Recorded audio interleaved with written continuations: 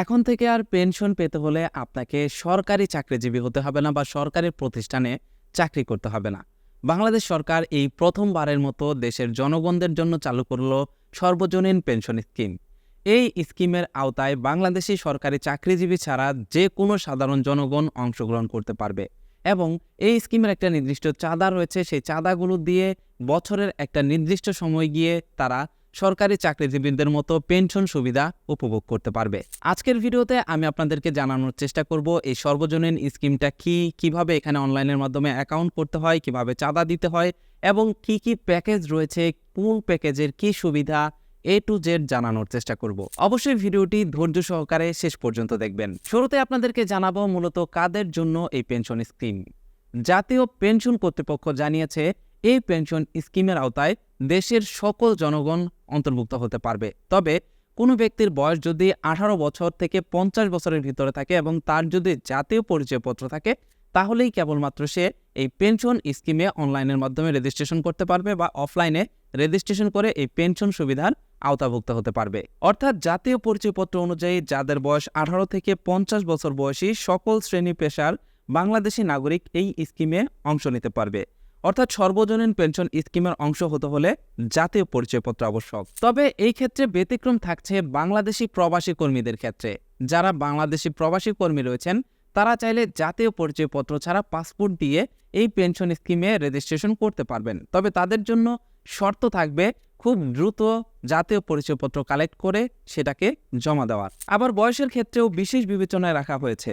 যাদের বয়স 50 পেরিয়ে গেছে তারাও সর্বজনীন পেনশন স্কিমে অংশ নিতে পারবেন, কিন্তু সেক্ষেত্রে তিনি পেনশনটা পাবেন টানা 10 বছর চাঁদা দিয়ে যাওয়ার পর।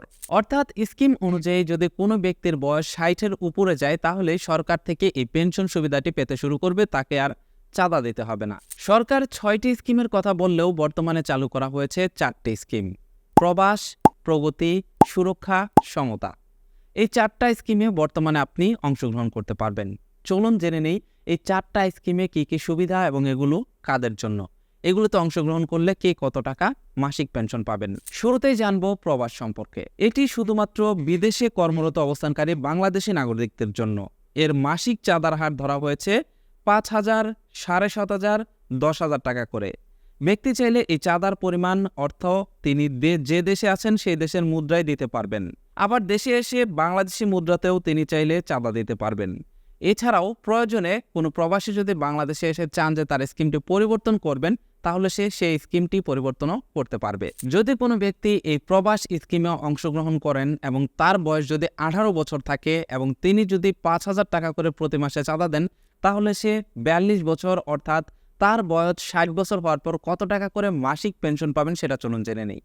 আপনি যদি এই প্রবাস স্কিমে অংশগ্রহণ করেন এবং আপনার বর্তমান বয়স যদি 18 বছর থাকে তাহলে 42 বছর পরে গিয়ে আপনি সম্ভাব্য মাসিক পেনশন পাবেন 5,000 টাকায় 1,72,327 টাকা করে। এবং যদি 7,500 টাকা করে আপনি চাঁদা দেন তাহলে সম্ভাব্য মাসিক পেনশন থাকবে 2,58,491 টাকা করে। যদি আপনি 10,000 টাকা করে এই প্রবাস স্কিমে চাঁদা দেন তাহলে 60 বছর পরে প্রতি মাসে সম্ভাব্য আপনি পাবেন 3,44,655 টাকা করে। অর্থাৎ আপনার বয়স যত কম থাকবে আপনার চাঁদা দিতে হবে তত বেশি সময় এবং আপনি পেনশনও পাবেন তত বেশি। এই ক্ষেত্রে যদি আপনি 10 বছর চাঁদা দেন তার মানে আপনার যদি 50 বছর বয়স হয় তাহলে কিন্তু এখানে আপনি অর্থ কম পাবেন। মাসিক যে পেনশন থাকবে সেই পেনশনের অর্থটা কম পাবেন। এবার চলুন জেনে নিই দ্বিতীয় স্কিম প্রগতি সম্পর্কে। প্রগতি স্কিমটি মূলত বেসরকারি প্রতিষ্ঠানের কর্মচারীদের জন্য। এক্ষেত্রেও 3 ভাগে চাঁদার হার ভাগ করা হয়েছে। কেউ চাইলে মাসে 2,000 টাকা, 3,000 টাকা অথবা 5,000 টাকা করে এই স্কিমে অংশ নিতে পারবে। আবার কোনো প্রতিষ্ঠান যদি চায় তাদের কর্মচারীদেরকে পেনশন সুবিধা দিবে, তার মানে প্রাইভেট কোনো প্রতিষ্ঠান যদি চায় তাদের কর্মচারীদের পেনশন সুবিধা দিবে, তারা চাইলে এই স্কিমে অংশগ্রহণ করে তাদের কর্মচারীদের পেনশন সুবিধা দিতে পারবে। একটু ভেঙে আপনাদেরকে বোঝাই। সাপোজ আপনি একটা প্রাইভেট কোম্পানিতে চাকরি করেন। এখন আপনার প্রাইভেট কোম্পানিতে এমপ্লয়ি রয়েছে 1,000, তার মানে আপনি সহ টোটাল 1,000 লোক সে প্রাইভেট কোম্পানিতে চাকরি করে। এখন সে প্রাইভেট কোম্পানিটি যদি চায় আপনাকে এই পেনশনের আওতায় আনতে পারবে। সাপোজ একটা প্রাইভেট প্রতিষ্ঠান আপনাকে তার এমপ্লয়ি হিসাবে এই সুবিধাটি দিতেই পারে। তারা আপনাকে এই পেনশন স্কিমের যে কোনো একটা স্কিমে অংশগ্রহণ করিয়ে দেবে, জয়েন করিয়ে দেবে। এই পেনশন স্কিমের যে চাঁদাটা থাকবে সেই চাঁদার অর্ধেক আপনার কাছ থেকে নেবে, বাকি অর্ধেক প্রতিষ্ঠান দেবে। তাহলে কিন্তু আপনি আপনার বয়স শেষে বা চাকরি শেষে ৬০ বছরের ঊর্ধ্বে যখন যাবেন তখন অটোমেটিক্যালি কিন্তু এই সর্বজনীন পেনশনটি প্রতি মাসে পেয়ে যাবেন। এই প্রগতি স্কিমের এই সুবিধাটি রয়েছে। তবে যদি কোনো প্রাইভেট প্রতিষ্ঠান এই স্কিমে অংশগ্রহণ করতে না চায়, তাহলে আপনি যদি প্রাইভেট কোনো প্রতিষ্ঠানে চাকরি করেন তাহলে এই স্কিমের আওতায় আসতে পারেন। সেই ক্ষেত্রে সম্পূর্ণ চাঁদাটি আপনাকে দিতে হবে। এবার চলুন জেনে নেই সুরক্ষা স্কিম সম্পর্কে। এই স্কিমটা স্বনির্ভর ব্যক্তিদের জন্য, অর্থাৎ কেউ কোথাও চাকরি করছেন না কিন্তু নিজে উপার্জন করতে পারেন, তারা চাইলে সুরক্ষা স্কিমে অংশগ্রহণ করতে পারবেন। এর আওতায় পড়েন ফ্রিল্যান্সার, কৃষক, শ্রমিক ইত্যাদি পেশার লোকজন। এই স্কিমে চাঁদার হার রয়েছে 4 রকম। মাসে 1,000, 2,000, 3,000 ও 5,000 টাকা পর্যন্ত আপনি এই স্কিমে অংশগ্রহণ করতে পারবেন। অর্থাৎ আপনি একজন স্বনির্ভর ব্যক্তি, কোনো প্রতিষ্ঠানে চাকরি করেন না, আপনি নিজেই উপার্জন করেন। সাপোজ আপনি একজন গৃহিণী কিন্তু আপনার একটা সেলাই মেশিন রয়েছে। এখন আপনি সেলাই মেশিন থেকে বছরে 1 টাকা ইনকাম করেন। আপনি চাইলে এই সুরক্ষা স্কিমে অংশগ্রহণ করতে পারবেন। এক্ষেত্রে আপনি 1,000 টাকা করে চাঁদা দিতে পারবেন, 2,000 করে দিতে পারবেন, কিংবা 3,000 অথবা 5,000 টাকা করে আপনি চাইলে এই স্কিমে অংশগ্রহণ করে চাঁদা দিতে পারবেন। এবার চলুন জেনে নেই চতুর্থ স্কিম, তার মানে সমতা স্কিম সম্পর্কে। মূলত এই সমতা স্কিমটি হলো যারা দারিদ্র্য সীমার একদম নিচে, মূলত তাদের জন্য। এইটাতে চাঁদার পরিমাণ থাকবে একটাই, সেটা হচ্ছে 1,000 টাকা। এখন আপনার আশেপাশে বা আপনি নিজে যদি দারিদ্র্য সীমার নিচে থাকেন এবং আপনার আয় যদি খুবই কম থাকে, তাহলে আপনি চাইলে এই স্কিমে অংশগ্রহণ করতে পারবেন। তবে এই ক্ষেত্রে আপনি দারিদ্র্য সীমার নিচে কিনা এইটা নির্বাচন করবে পরিসংখ্যান ব্যুরো, বাংলাদেশ পরিসংখ্যান ব্যুরো এই বিষয়টা নিশ্চিত করবে। এবং আপনি যদি দারিদ্র্য সীমার নিচে থাকেন তাহলে আপনার যে 1,000 টাকা চাঁদা থাকবে, সেই 1,000 টাকার চাঁদার 500 টাকা আপনাকে দিতে হবে, আর বাকি 500 টাকা সরকার বহন করবে। এই সর্বমোট 1,000 টাকা করে প্রতি মাসে চাঁদা জমা হবে এবং একটা সময় গিয়ে আপনি প্রতি মাসে পেনশন পাবেন এই সমতা স্কিমের মাধ্যমে। ইতিমধ্যে আমার ভিডিও দেখতে দেখতে অনেকেই হয়তোবা নিজেদের মনের ভিতরে একটা প্রশ্ন আনছেন, সেটা হলো যে এই পেনশনের স্কিমের টাকা কি পাওয়া যাবে? এই বিষয়ে কর্তৃপক্ষরা জানিয়েছে, যেহেতু এটার গ্যারান্টার সরকার নিজেই, সেহেতু এখানে চিন্তার কোনো কারণ নেই। একজন সরকারি কর্মচারী যদি, একজন সরকারি কর্মকর্তা যদি তাদের পেনশনটা সঠিকভাবে পায়, তাহলে অবশ্যই এই সর্বজনীন স্কিমের আওতায় যারা থাকবেন, সর্বজনীন পেনশনের স্কিমের আওতায় যারা থাকবেন, তারাও নিশ্চিত তাদের এই পেনশন সুবিধাটি পাবেন। এছাড়াও একজন ব্যক্তি চাইলে তার অ্যাকাউন্ট সবসময় মনিটর করতে পারবে। এই ক্ষেত্রে তাকে একটা ইউজার আইডি পাসওয়ার্ড দেওয়া হবে। অ্যাকাউন্ট করলে ইউজার আইডি পাসওয়ার্ড দিয়ে লগ ইন করে সে চাইলে দেখতে পারবে তার কত টাকা জমা হয়েছে, কত টাকা লাভ হয়েছে, এবং এইখান থেকে সে কত টাকা ঋণ নিতে পারবে, তার মানে কত টাকা উত্তোলন করতে পারবে। এই সকল বিষয় সে চাইলে ইউজার আইডি পাসওয়ার্ডের মাধ্যমে জানতে পারবে।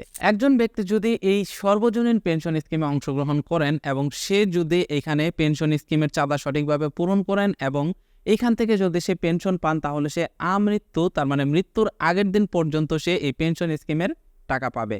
সেই ক্ষেত্রে কোনো ব্যক্তি যদি 75 বছর হওয়ার আগেই মারা যান, তাহলে তার নির্ধারণ করা যে নমিনি থাকবে, সেই নমিনি বাকি পেনশনের টাকাগুলো পাবেন। আবার কোনো পেনশনার যদি 10 বছর চাঁদা দেওয়ার আগেই মারা যান, তাহলে সে যে টাকাটা জমা দিয়েছে বা সে যে টাকাটা দিয়েছে, সেই টাকার লভ্যাংশ সহ তার যে নমিনি রয়েছে, সেই নমিনিকে ফেরত দেওয়া হবে। সেই সাথে কারো যদি পেনশনের জমাকৃত টাকা উত্তোলন করার দরকার পড়ে, তাহলে সে চাইলে তার যে জমাকৃত মোট টাকা রয়েছে, সেই মোট টাকার সর্বোচ্চ 50% সে ঋণ হিসাবে আবেদনের প্রেক্ষিতে উত্তোলন করতে পারবে। পেনশনের জন্য প্রতি মাসে জমা দেওয়া চাঁদা বিনিয়োগ হিসাবে দেখা হবে এবং সেই অর্থ কর রেয়াতের জন্য বিবেচিত হবে, আর মাসিক পেনশন বাবদ প্রাপ্ত অর্থ হবে আয়কর মুক্ত। এটা ছিল সরকারের সর্বজনীন পেনশন স্কিমের বিস্তারিত ধারণা। আশা করছি আপনারা বুঝতে পেরেছেন সর্বজনীন পেনশন স্কিম কি কি স্কিম রয়েছে, কোনটাতে কত টাকা জমা দিলে মাসে কত টাকা আপনি পেনশন পাবেন। এবার আপনাদেরকে জানাবো কিভাবে আপনারা এখানে অনলাইনের মাধ্যমে রেজিস্ট্রেশন করে এই পেনশন স্কিমে অংশগ্রহণ করতে পারেন। সেই ক্ষেত্রে আপনার কি কি ডকুমেন্ট প্রয়োজন পড়বে। তার আগে একটি কথা, এই পেনশন স্কিমে অংশগ্রহণ করবেন কি করবেন না, এটা সম্পূর্ণই আপনার উপর নির্ভর করে। আমি শুধুমাত্র আপনাদেরকে বিস্তারিত জানাচ্ছি এবং কিভাবে অনলাইনের মাধ্যমে রেজিস্ট্রেশন করবেন সেই প্রসেসটা আপনাদেরকে বুঝিয়ে দিচ্ছি। যদি কোনো ব্যক্তি এই সর্বজনীন পেনশন স্কিমে অংশগ্রহণ করতে চান, তাহলে এই ভিডিওটি দেখলেই সম্পূর্ণ বিষয় ক্লিয়ার হয়ে যাবেন। এবার চলুন আপনাদেরকে দেখাবো কিভাবে আপনারা অনলাইনের মাধ্যমে সর্বজনীন পেনশন স্কিমের জন্য রেজিস্ট্রেশন করবেন। অলরেডি যেহেতু এই ভিডিওটি লং হয়ে গেছে, তাই আপনারা কষ্ট করে এই মুহূর্তে স্ক্রিনে দেখানো যে ভিডিও রয়েছে, এই ভিডিওতে ক্লিক করে রেজিস্ট্রেশন প্রসেসটি দেখে নিন। এছাড়াও এই ভিডিওটির লিঙ্ক বা রেজিস্ট্রেশন প্রসেসের লিঙ্ক এই ভিডিও ডেসক্রিপশন বক্সে দেওয়া থাকবে।